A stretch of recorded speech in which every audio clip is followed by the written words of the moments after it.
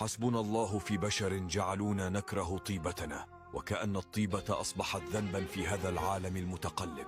نعاملهم بنقاء القلب فيبادلوننا بالجحود، نمد أيدينا بالخير فيقابلونها بالخذلان.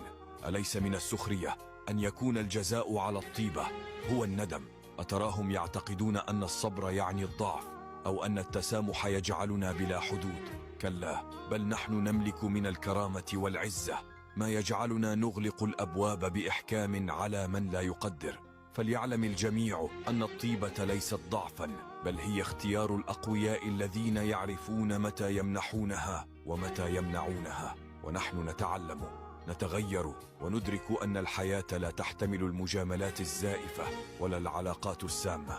وفي النهاية ندرك أننا لن نغير طبائع البشر، ولكن نملك أن نغير طريقتنا في التعامل معهم.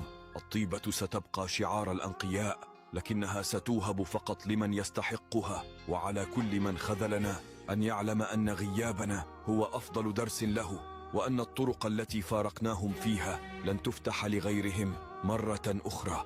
لذا من استغل طيبتنا يوما عليه أن يدرك أن تلك الأيام قد ولت.